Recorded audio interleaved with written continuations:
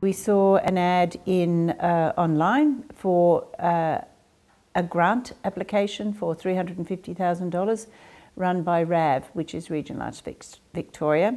And I looked at this and I thought, oh, $350,000, that'd be nice for Neerim South. So I took it to the Progress Association and they all thought it was a great idea. And then it went from there. We were pretty excited about the fact that we might be able to get some money and to transform the town through the arts. Now, how can we do that? And we'd been talking for quite a while, Chris and I, and Phil, and it'd be really nice to make Neerim South feel a little bit more cultural. And when this came along, we just thought, oh, fantastic! We'll be able to make some sort of an impact. What can we do? After walking one morning and just appreciating the bird life in the area, I suggested to Chris, why don't we do something inspired by birds? Why don't we try and get some sculpture that's inspired by birds in the town as a theme? So I said, look, I had this other idea for an entry into Warrigal at one stage, and it was a bower type structure. But we started scratching around with ideas of what would a bower look like then? Well, I was just playing around, just getting shapes that work. What's going to look good, over the road as an entrance, yeah. It's not every day that you get to design a sculpture that, you can drive through. Chris came up with this U-Butte sketch, which we all fell in love with. But of course, how do you build it? Make it? And so I took it back and drew up some translated her lovely structures into something that looked like it was buildable. And then we had Mark draw them up. He was able to take my drawings and draw them up to that. But it all came from Chris's main idea that she had of what it could look like. The reaction in the local community was very mixed. There were people who said, well, $350,000 on the arts, we need money for the hospital, we need money for the roads, you shouldn't be doing this. You should take the money, but you shouldn't be spending it on the arts. But in fact, the money was not for anything but the arts, so the choice was not ours. But there were a lot of people who were very supportive of it.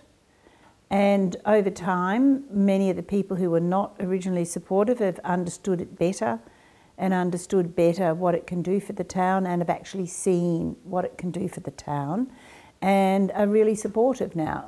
The purpose of the grant is to transform the town through the arts, which does not mean that the town is bad and needs to be changed. It means to add on something through the arts. So the community program that we put in place with that in mind. We've had local artists working in the schools, a photographer in the secondary school, Laurie Collins, who is a very well-known local sculptor and an art teacher, has worked in the primary school. We have another artist coming into the secondary school to do music with the students.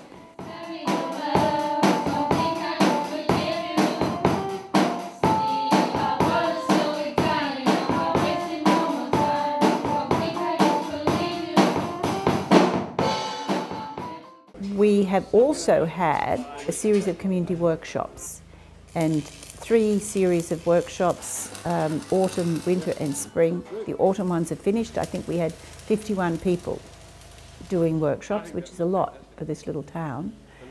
Some of whom had never ever tackled anything to do with the arts before in their life. You've got to imagine him sitting on the top of an 8-foot high tree. His beak's here. I think the participants have had heaps of fun out of doing it. When you start doing something that you've never done before, there is a little bit of trepidation, but as you go along and you make mistakes, but everybody else is making mistakes, it can be quite good fun. And that's what's happened. They've also got a tremendous amount of satisfaction out of seeing what they've produced, and out of showing other people what they've produced and seeing what they've produced up on Facebook and feeling very proud, I think, of what they've produced. People have made new friends out of doing this.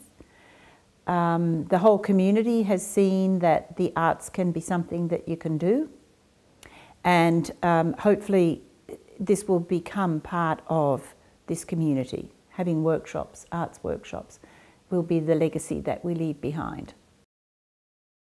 Every 3 months we have what we're calling a community gathering, and they started off as just informing people what was happening, particularly at the beginning when some people were unsure and some people didn't like what we were doing, and everybody needed to be kept informed. But they've morphed from that into more of a town meeting, if you like. People have, we've started to include people from different organisations in the town to come along and talk about what their organisation does and how people can be involved in that. So we've had people from Community House come and talk, people from the Men's Shed come and talk, people from the hospital come and talk about how the hospital is going and what they need and how they need help and how people can become involved in that sort of thing. That I was responsible for building the structure, the footings and the steel spears, we called them. And it's a very different project that I've had in my life over the 40 years as a builder.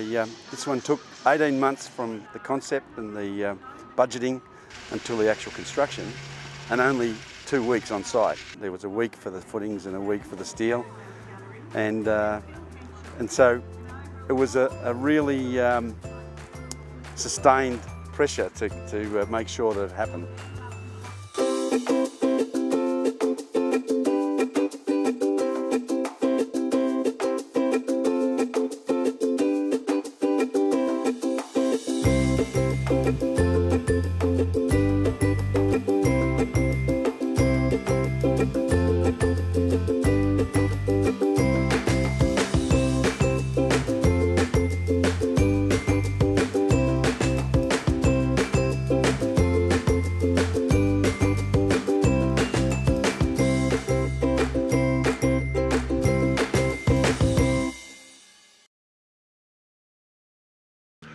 The sculpture exhibition came about as part of the grant for the Small Town Transformations.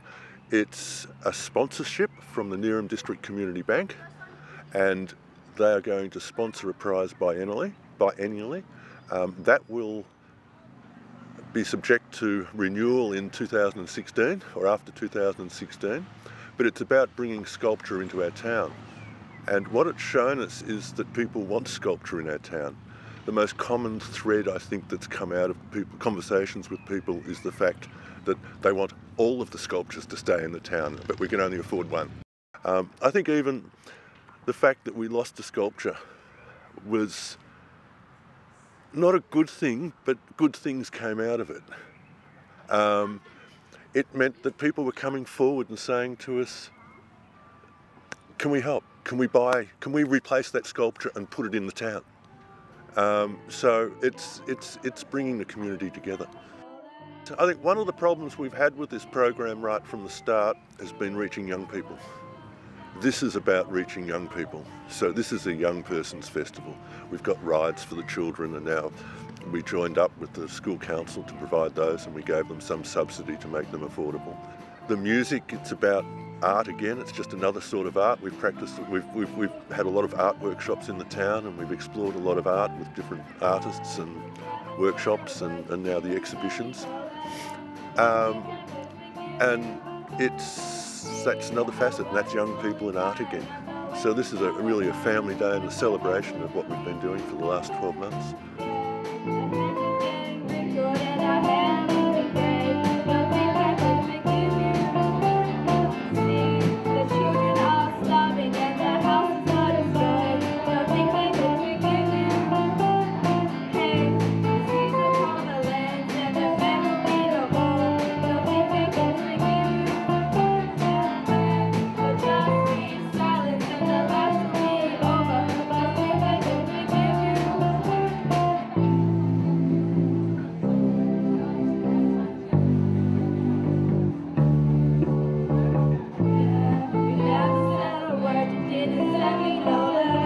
Don't think I could forgive you.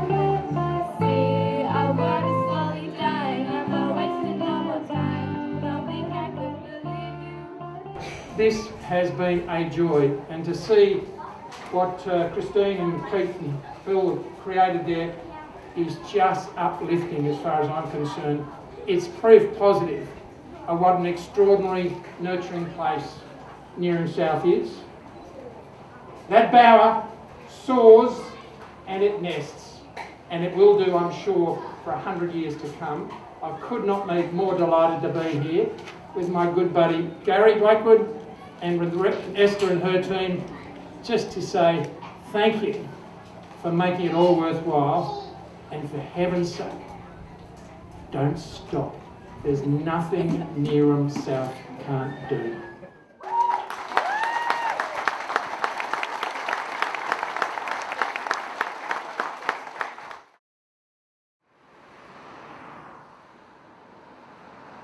And the outcome has been about community building. It's not just about art. It's about what the art has meant for the town. It's about what the art has meant for the community, as I say, as a lasting legacy. It's not about, sorry artists, it's not about this structure. It's the symbolism behind this structure and how it came to be. And the fact that you worked so hard as a group to make sure this happens. It was not without its adversity, I believe. Having said that, I love democracy. The majority ruled, and here we've got a bower. But it was also about bringing those people on board and saying this is something that we can be really proud of. This is a gateway. This is a beautiful gateway to a very beautiful town. Everybody good?